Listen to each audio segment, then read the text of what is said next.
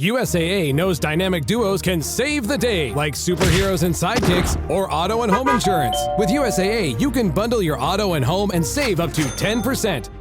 Learn more and get a quote at usaa.com/bundle. Restrictions apply.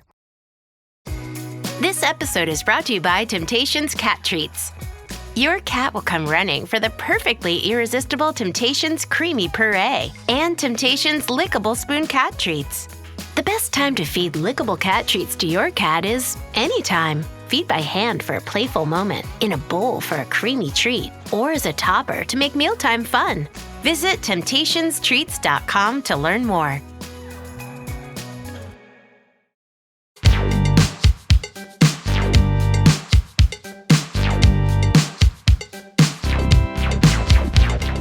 My sophomore year of college, I lived with a girl named Kelsey.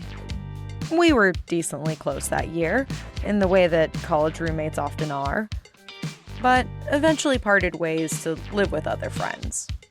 We're still in touch, though we don't live in the same city and rarely have time to catch up with each other. I did see her earlier this year, attending a sold-out show hosted by Chicago Humanities called You Didn't Hear This From Me, mostly true notes on gossip with Kelsey McKinney. Or, I should say, I was attending. My old roommate is Kelsey McKinney, creator and, until very recently, host of the hit podcast Normal Gossip. Kelsey recently published a book by the same name as the event and has been on book tour. The book is all about the cultural history and understanding of gossip. And it's why I was seeing her on stage in my city, surrounded by hundreds of her fans. The event was great and all, but as someone who knows her, the experience was a bit weird. I had friends who would ask me questions about her, and at first it felt like fun gossip, but eventually it just felt disconnecting. This wasn't the first time that it's come up that I knew Kelsey, and I'm sure it won't be the last.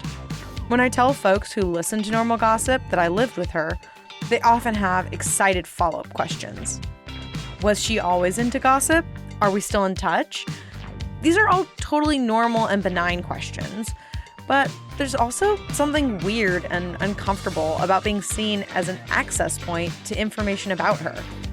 Especially when time and distance have meant that we aren't close anymore. This random past connection has given me a peek behind the curtain of what it feels like to be fame adjacent and seen as a possible access point to a celebrity. It's a weird feeling. And no offense, Kelsey, but this little example is small peanuts compared to some others' experiences. That's where we're exploring today. What's it like to be in between a celebrity and their fans? What's it like to have a real relationship with a famous person? And how fans think that you might be an access point to that person.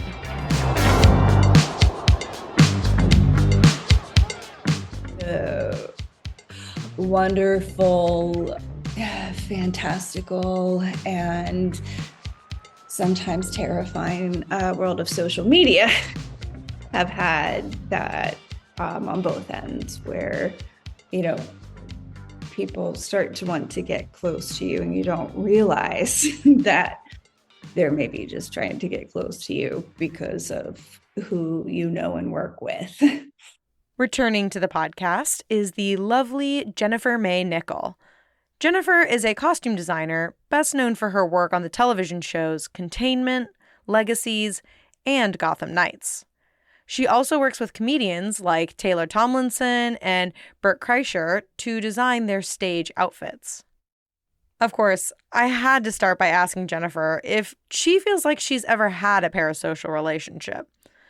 Any time where her feelings towards a celebrity who she did not know were increasingly indistinguishable from those that she'd have for a real friend or even crush. I love to research and rabbit hole about my researching. So while I, factually know a lot of things about Clark Gable or Paul McCartney and Elton John, I don't I would never claim to actually know any real things about them. Would I love to be friends with them? Yay. But I don't think I would ever be in that realm to be, and I would never claim to know them. As you can tell, Jennifer is old school in her appreciation of Hollywood royalty. That's probably helpful in her line of work. One of the best things for me when I first got out here was I worked backstage at the Emmys. It was one of my first things out here, and like everybody and their mother was there. I like met Betty White and I met Oprah, and like so many people, like met Mary Tyler Moore, like those. It was everyone I could have in a lot of ways dreamt of ever meeting in one place in the course of a few hours in a professional manner. And it like set the rest of it up so that I was just like, yep, this is life. Cool. Not that Jennifer can't be just as starstruck as the next person. We all have our heroes, after all. Yeah, there are pinch me moments and stuff, but I am professional about it. And it takes a lot to phase me. Like I don't have a lot of people on my like, oh my God, I just want to meet them. But being dazzled by a famous actor isn't really the same thing as feeling a parasocial pull towards them. Because it's what we do professionally and we're professionals at it. Like there are times where we all will still geek out over something and be excited, but we still like keep our shit together with it because we are professionals. Like we might be geeking out on the inside, but we don't do it on the outside, and we keep it level. We keep it real. That said, just because Jennifer is a professional doesn't mean that everyone she meets out in the real world treats it in the same manner. Every so often, people do try to use her for her proximity to fame. As I've gotten further along in my career, I've become better at figuring it out sooner. But some people, are really good at being kind of sociopaths. So sometimes one or two slip through the cracks here and there these days. But I work really hard I've also kind of learned ways of protecting myself and asking questions to kind of like sniff them out if they're not obvious right away. Yeah, if that makes any sense. I'm my own private detective sometimes. Apparently her BS detector isn't perfect because I've slipped through. But in all seriousness, I can definitely understand why it's important to be a bit guarded when meeting new folks who know your line of work. There are some friends that I have made in real life post Gotham Nights where they'll like casually mention that they're a Supernatural fan, and then like my spidey senses are on alert and I'm like, oh, are they just like becoming friends with me because of that, or like are they becoming friends with me because we're just friends? For those outside of this fandom, Supernatural's Misha Collins played Harvey Dent on Gotham Nights. It's 98% of the time, I would say, just because we're friends. Like if they didn't know already the connections, yeah. But if they're like coming at me hot and fast with, oh my God, I love Supernatural. And I'm like, okay, so let's talk a little more. Jennifer is especially protective of her clients because of the unique nature of costuming. Not only is she there to help build a fictional character from the ground up with the actor, but she's also intimately familiar with the physical experience of how clothes feel on a person and how those clothes make that person feel about their body. For me, especially, there is a very special and what I consider like sacred professionalism of I work with these people in a way that is very, trying to think of the way to say it. When you're doing a fitting, you're working with someone and it's about their bodies. And there's a level of vulnerability that happens with fittings. And you're seeing them in a way that, 98% of the rest of everybody, they're involved in their lives does not see them at.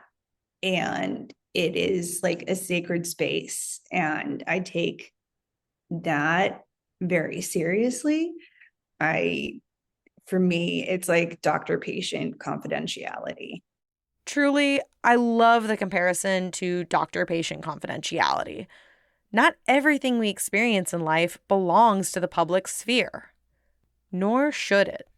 And I also take very seriously their private lives, and that sacredness is something that, like, I don't want to, and I'm not going to, because people ask me all kinds of questions and I'm like, that I am not answering.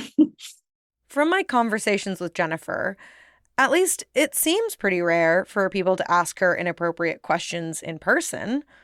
However, on social media, strangers seem to feel an unfortunate level of comfortableness in asking really weird, invasive things. For example, I didn't know that someone I worked with had a mole in a specific place. I never noticed it. Why? Because I'm a professional and not paying attention to shit like that. Didn't know it existed, but thanks to social media and a very large amount of messages. Blech. Look, I can fangirl with the best of them, but there are certain lines you should not cross. Parasocial bonds might make those boundaries seem more porous, but I can assure you that they are not. It's not only weird for the celebrity, but it puts people like Jennifer in a really strange position. Because people know I see them in various states of dress. They feel like they can ask me those things. Of course, not every fan or even every fandom is going to be so prone to crossing the line. There's an incredible amount of variety of experiences to be had.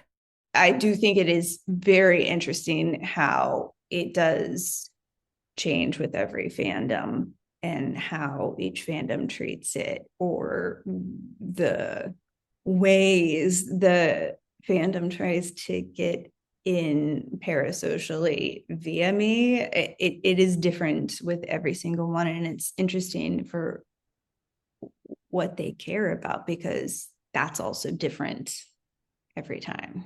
Fascinating in a weird way to me. I'm like, oh, I did not guess it would be this way. For example, fans in the supernatural orbit would best know Jennifer for her work in costuming actor Misha Collins on Gotham Knights. But she's had experiences across other fandoms as well. For instance, Bert's comedy fans.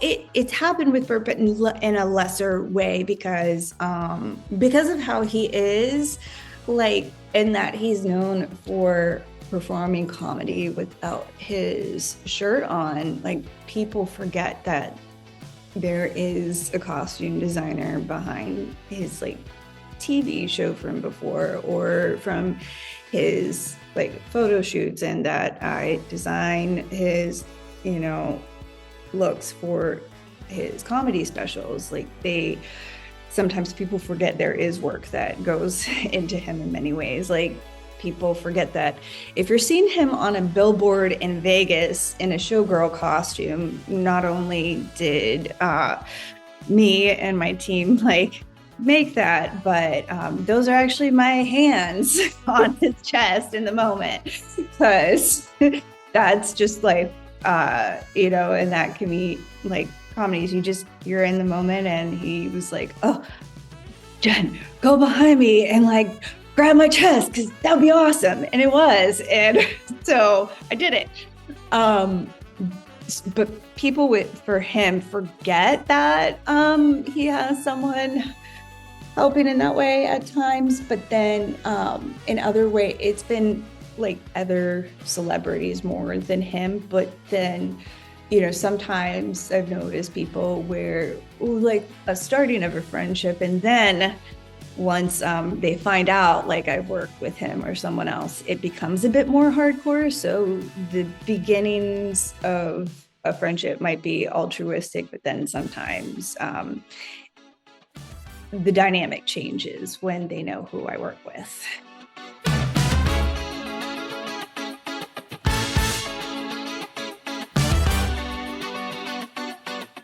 This isn't to say that Jennifer hasn't made real friends in fandom. It just takes a bit longer for her to sort out who might be trying to use her as an access point versus who wants to be friends and also happens to be a nerd. But I have also made really, really wonderful friends with people who are from, different fandoms but are, actual friends and caring humans. So. In fact, Jennifer is a massive geek too. She loves Batman and she loves to nerd out about those DC interests with friends. She just knows she can't turn off her BS detector.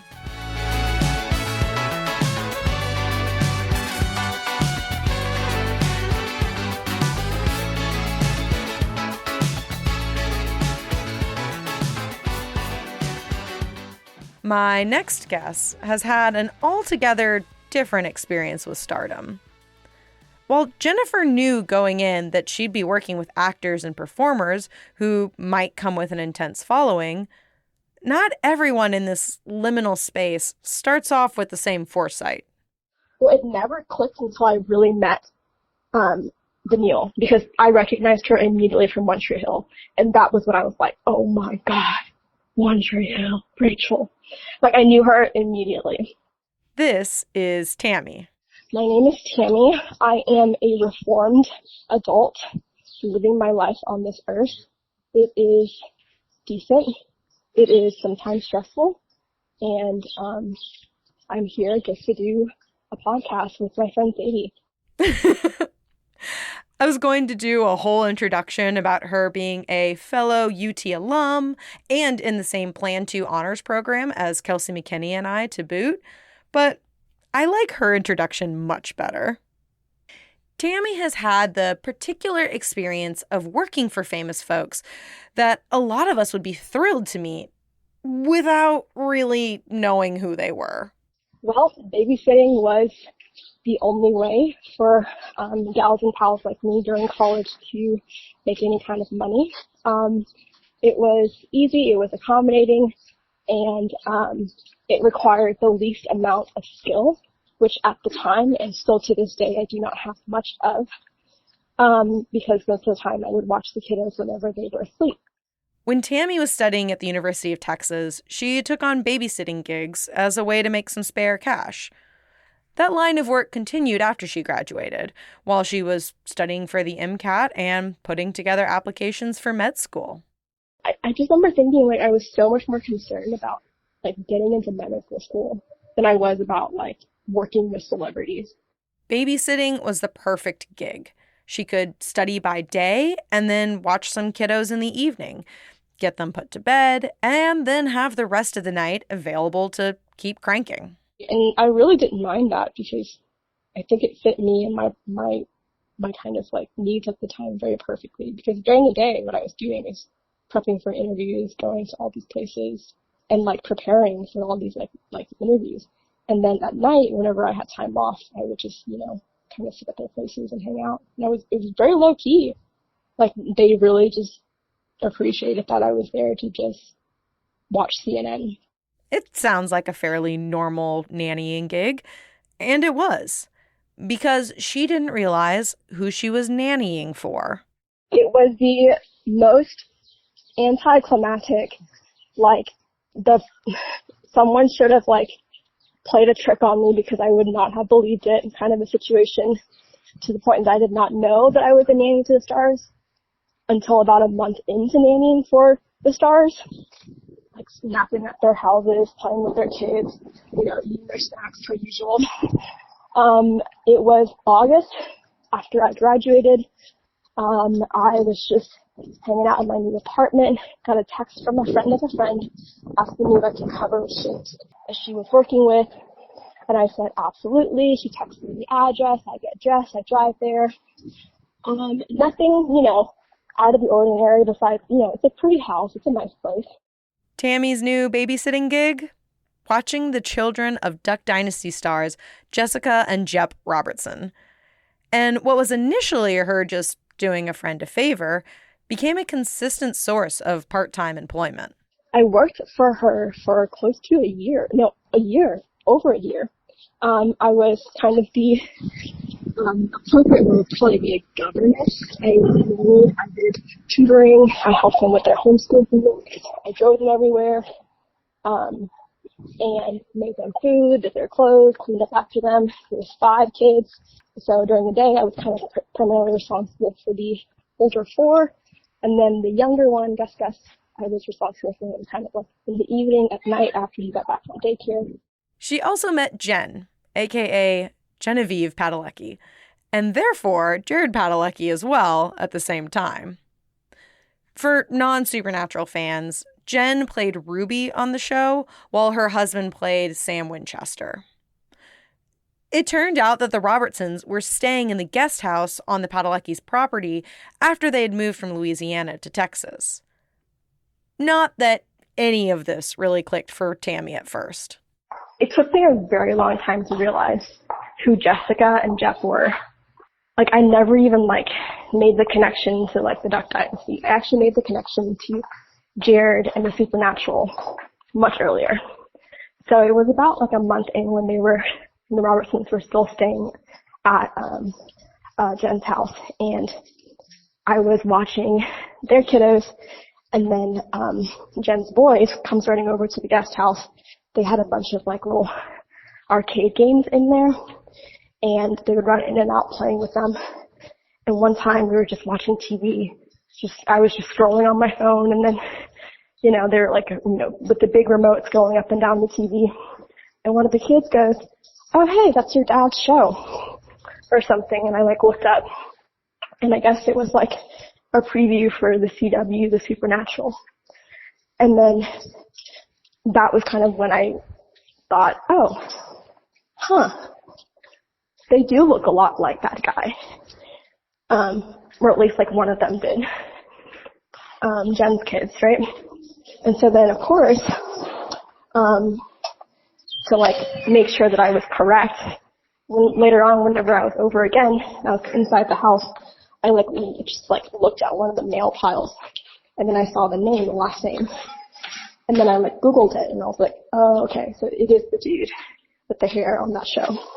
If you're a fan like me, you might be totally freaking out and yelling at the podcast over the fact that Tammy didn't recognize the incredibly tall man she was working for.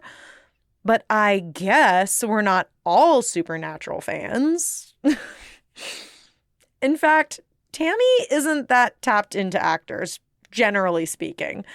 In one of our calls, she described another actor as the guy with the eyebrows not in Star Trek. She meant James Marsden. So yeah, Tammy wouldn't have known who these people were if it hadn't been pointed out to her. Nor did she care after she found out. I worked for the Robertsons officially first, and then the Padalecki's, and then the Ackles. I really didn't understand how famous they were. Yeah. I really did not know them as the people on Smallville. I really didn't know them as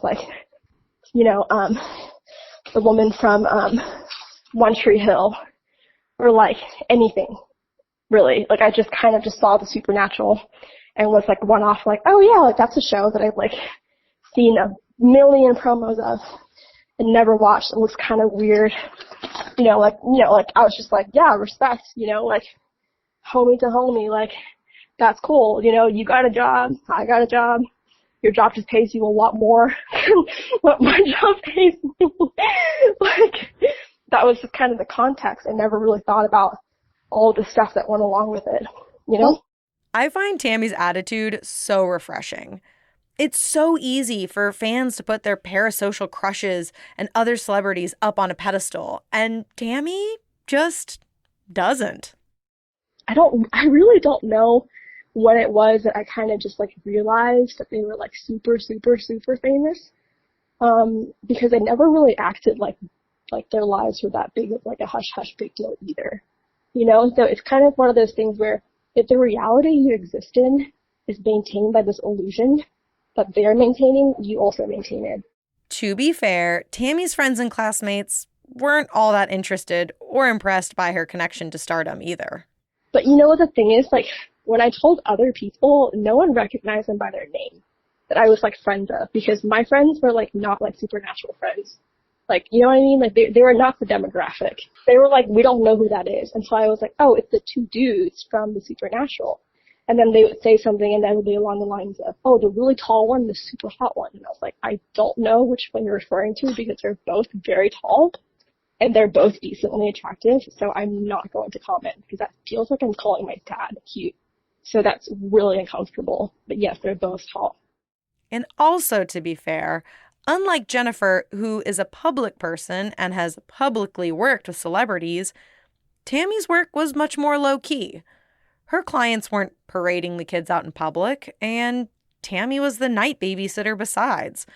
Her job was to help the kids with dinner, homework, and get ready for bed. That said, she was definitely in a place of privilege in that these families trusted her with their homes. Yeah, exactly. I was there alone in their entire house with their kids. Like, that's like a really kind of sensitive position to be in. So, unless you count me, it seems Tammy was able to fly under the radar.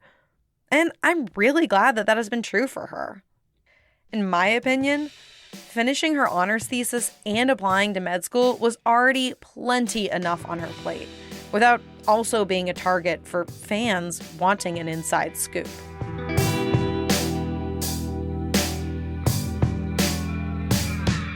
I was a very normal part of their life. I just want to say, like, I'm so grateful that I did not get to see any of the weird stuff that has been featured on this podcast. And I have, you know, never really had a struggle with people doing weird things, because I was completely shielded from it, and they made their life a very normal living for me, and I appreciate that.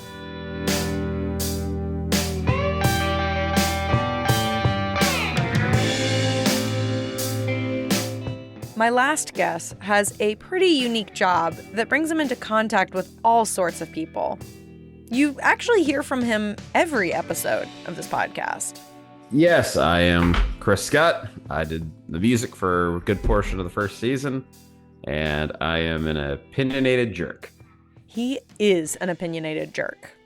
But somehow he is also still my friend. You heard from Chris on season 1 of this podcast, and he wrote our theme music. None of that is why he's here today. I sell vintage guitars. I'm the senior acoustic specialist at a Chicago Music Exchange. So if somebody's coming in to buy a acoustic guitar, whether it's, you know, entry level rare or something insanely rare or vintage, they're probably talking to me. The Chicago Music Exchange, or CME, is a local institution. Founded in 1990, they're best known as a destination for vintage guitars, but also sell other musical equipment. CME's been around for decades, and it's been a really well-known guitar store for, you know, going on 20 years now. And in that time, you've had everybody from, you know, if it's a big name in rock and roll or indie rock or something like that, they've probably probably bought something there. You know, there's always artists, especially during, you know, we're a major market and festivals and things like that. And during festival season, you have, you know, people who are headlining Lollapalooza that night coming in the afternoon to check things out and stuff like that. You know, we went to a show last night and the band came in the store and they're like, oh man, we're playing here. Here's backstage passes and all that and that kind of thing. So, you know, we get a chance to meet some really cool artists and cool people and work with them and show them cool stuff. Peruse their Wikipedia page, and you'll see the likes of the Black Keys, Carlos Santana, Tame Impala, and Zac Brown, just to name a few. Of course, what unites their clientele is that they're all just folks who like guitars, whether they be professional musicians or a lawyer with a side hobby.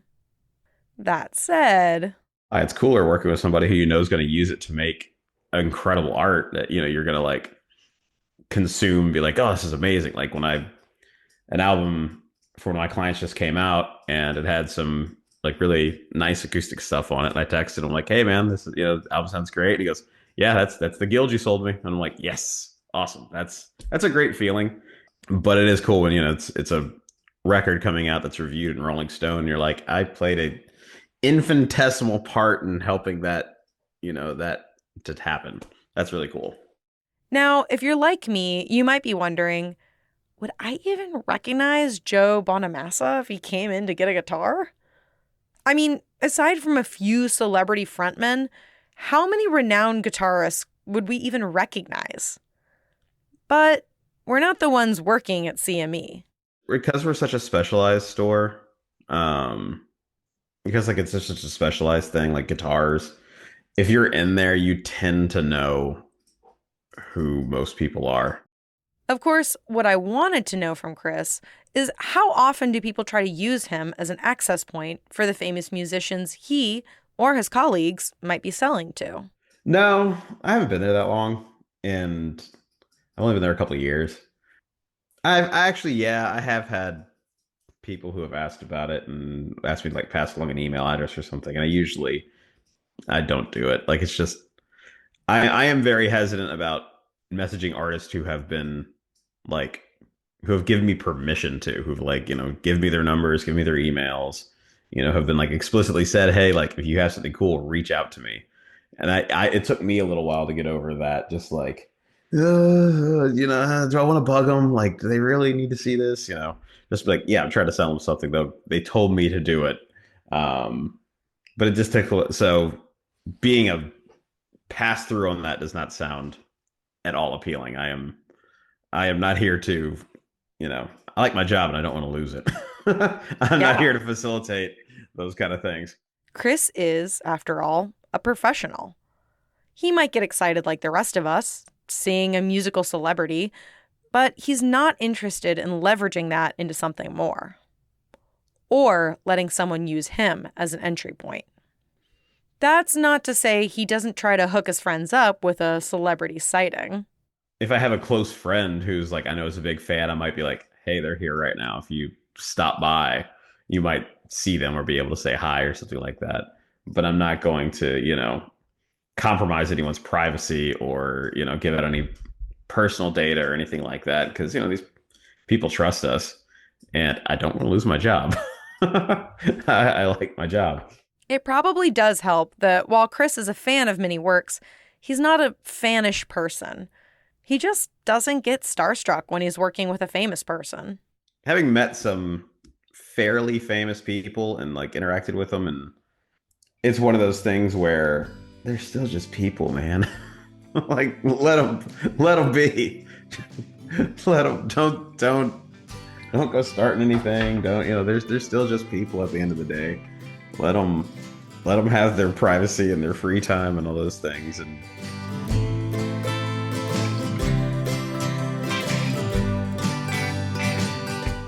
I gotta say, I really appreciate the level of respect shown by each of the guests in this episode. Yes, they might have daily run-ins with celebrities, but they don't let any fanish excitement get in the way of their professionalism. Even more importantly, they maintain confidentiality of the people they work with.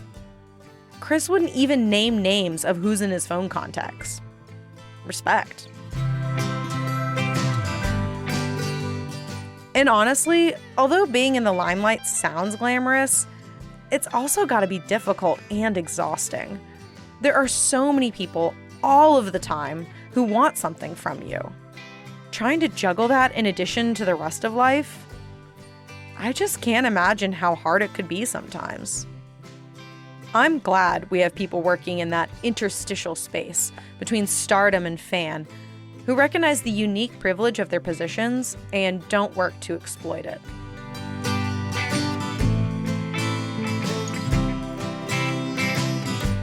Next time on In Defense of Fandom. Has the internet made us all worse at relationships, including parasocial ones? We'll talk about the celebrity attitude scale, which measures how intensely an audience member feels about a celebrity, how internet has changed our media diets, and how online relationships are a blessing and a curse.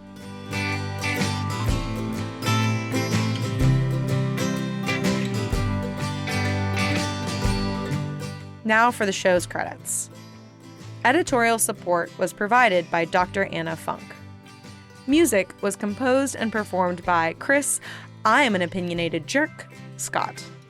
I'm just teasing. Oh, and there were some selections by August Hotel. Cover art was designed by Liz Hand.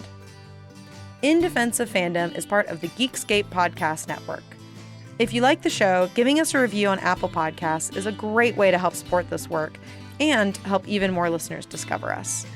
Your support is deeply appreciated.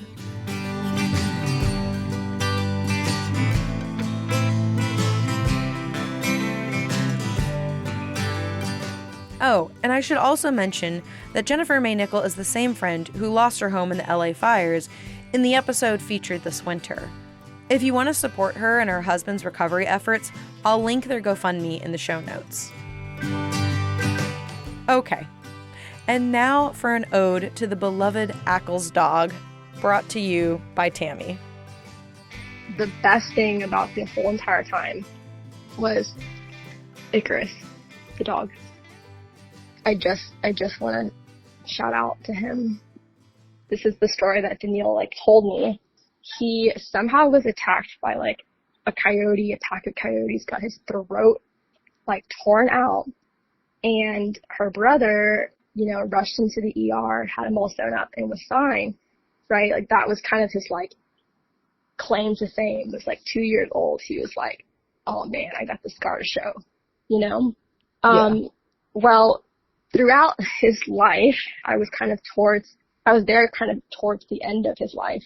Sad to say, he was really sick. He had bladder cancer, and so a part of his bladder was taken out. He had ACL surgery, so he was pretty much in a little boot cast, limping with a diaper on for a long, long time, right? And still was trucking. This man was barking, eating, drinking his water, peeing everywhere, trying to chase squirrels, trying to defend his territory from random birds. And every single night we fell asleep on the couch together, even though he was not allowed on the couch. One summer he was gone with the family, and then when I came back, he wasn't there anymore. And I was like, oh God, is this finally it? Because every single time he wasn't there, I would be like, is he dead? Is he gone now? And he wouldn't be. He would still be there. But just at the vet or at the kennel or something. But this time she was really gone. And I was like, what happened? And she was just telling me, well, we saw a really big cat in the area. He was outside and then he wasn't.